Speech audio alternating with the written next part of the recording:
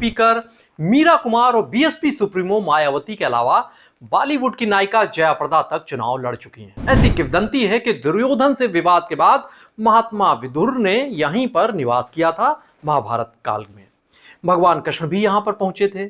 अभिज्ञान शाकुंतलम के अनुसार हस्तिनापुर के राजा दुष्यंत यहीं शिकार करने आए, तभी उनकी भेंट शकुंतला से हुई, जिनसे उनका प्रेम हुआ। मुगल कालीन दौर की बात करें तो अकबर के नौरत्न अबू फजल और उसके भाई फैजी भी यहीं पले बढ़े। नूर बिजनोरी सरीखे जाने माने शायर यहीं के थे, तो ब्रिटेन की महारानी विक्टोरिया के उस्ताद कहे जाने वाले नवाब शाहमत अली भी यहीं की मिट्टी से जुड़े थे। यहां का कण्व आश्रम, पारसनाथ का किला, मयूर ध्वज दुर्ग, हनुमान धाम लोगों को सदा से ही आकर्षित करता रहा है। ये संसदीय सीट इतनी महत्वपूर्ण है कि यहां से पूर्व केंद्रीय मंत्री रामविलास पासवान, लोकसभा की पूर्व स्पीकर मीरा कुमार और बीएसपी सुप्रीमो मायावती के अलावा बॉलीवुड की नायिका जया प्रदा तक चुनाव लड़ चुकी हैं। नमस्कार, मैं हूं ज्ञानेंद्र शुक्ला। इस एपिसोड में आज हम बात करेंगे बिजनौर लोकसभा सीट की। महाभारत काल के महात्मा विदुर की धरती के नाम से मशहूर रहा बिजनौर शहर। ऐसी किंवदंती है कि दुर्योधन से विवाद के बाद महात्मा विदुर ने यहीं पर निवास किया था। महाभारत काल में भगवान कृष्ण भी यहां पर पहुंचे थे। अभिज्ञान शाकुंतलम के अनुसार हस्तिनापुर के राजा दुष्यंत यहीं शिकार करने आए, तभी उनकी भेंट शकुंतला से हुई, जिनसे उनका प्रेम हुआ। मुगल कालीन दौर की बात करें तो अकबर के नौरत्न अबू फजल और उसके भाई फैजी भी यहीं पले बढ़े। नूर बिजनोरी सरीखे जाने माने शायर यहीं के थे, तो ब्रिटेन की महारानी विक्टोरिया के उस्ताद कहे जाने वाले नवाब शाहमत अली भी यहीं की मिट्टी से जुड़े थे। यहां का कण्व आश्रम, पारसनाथ का किला, मयूर ध्वज दुर्ग, हनुमान धाम लोगों को सदा से ही आकर्षित करता रहा है। पौराणिक और ऐतिहासिक परिचय के बाद अब रूबरू होते हैं यहां की सियासत से, यहां के चुनावी सफर से। साल 1962 में बिजनौर की आवाम ने आर्य समाज के पुरोधा प्रकाशवीर त्यागी शास्त्री को निर्दलीय उम्मीदवार के तौर पर जिताकर राजनीति के जानकारों को चौंका दिया था। साल 1974 का वाकया भी दिलचस्प है। तब कांग्रेस के उम्मीदवार रामदयाल के सामने नामांकन करने के लिए विपक्ष की ओर से कोई आया ही नहीं और उन्हें निर्विरोध यहां से निर्वाचित घोषित कर दिया गया। 1984 के आम चुनावों में कांग्रेस के गिरधारी लाल यहां से सांसद चुने गए। उनका असमय निधन हो गया। इसके बाद इस सुरक्षित सीट पर साल 1985 में उपचुनाव हुए, जिसमें हुए रोचक मुकाबले में कांग्रेस की मीरा कुमार ने पूर्व केंद्रीय मंत्री रामविलास पासवान को करारी मात दे दी थी।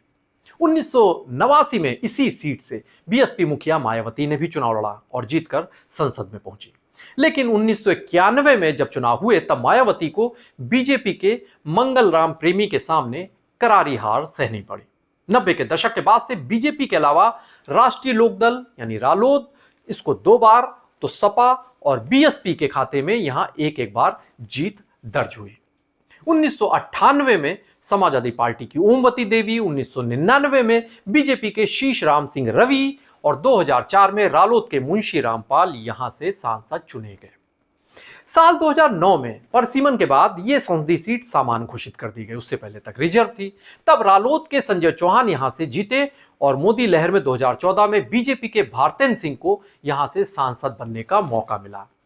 तब फिल्म हीरोइन जयाप्रदा ने भी यहां पर दांव आजमाया था, लेकिन वो चौथे पायदान पर यहां पर रही। साल 2019 के चुनाव में समाजवादी पार्टी और बीएसपी का जो गठबंधन हुआ था, उसके तहत यहां से चुनाव लड़कर बीएसपी के मलूक नागर सांसद बने। 5,61,000 के करीब वोट पाकर मलूक नागर ने बीजेपी के भारतेंद्र सिंह, जो 2014 में जीते थे, उन्हें 69,941 वोटों के अंतर से हरा दिया था। बिजनौर लोकसभा सीट मेरठ, बिजनौर और मुजफ्फरनगर इन जिलों में फैली हुई है। इस संसदीय सीट के तहत 5 विधानसभाएं हैं: बिजनौर, चांदपुर, हस्तिनापुर, पुरकाजी और मीरापुर।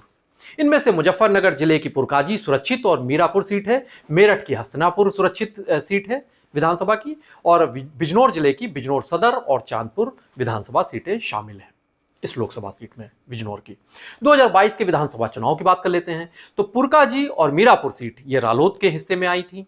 हस्तिनापुर और बिजनौर सीट जो सदर की है वो बीजेपी ने यहां पर जीत हासिल की और चांदपुर सीट पर समाजवादी पार्टी के स्वामी ओमवेश ने कब्जा जमा लिया।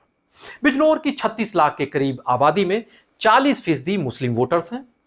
हिंदू आबादी में 22% दलित समुदाय की तादाद है, जबकि जाट, चौहान, त्यागी, गुर्जर ये वोटर्स भी यहां प्रभावी तादाद में है।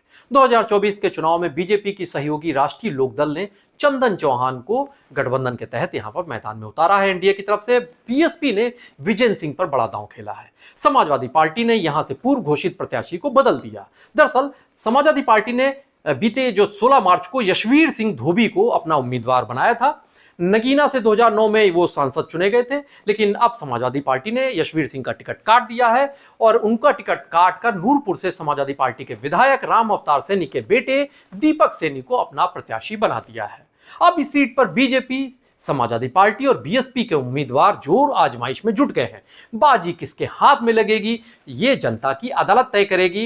लेकिन उत्तर प्रदेश की 80 लोकसभा सीटों के ब्यौरे के बारे में, उसके विश्लेषण के बारे में, वहां के सांस्कृतिक, वहां के धार्मिक, उसका पूरा जो बनावट है, उसकी कैसे वहां पर चुनाव में ऊंट किस करवट बैठेगा, कहां पर किसको जीत मिलेगी, किसको मात मिलेगी, किसकी उम्मीदों के कमल खिलेगा, साइकिल दौड़ेगी या फिर हाथी बीएसपी का मजबूती से आगे आएगा, ये सारे ब्यौरे आपके सामने पेश करते रहेंगे हम।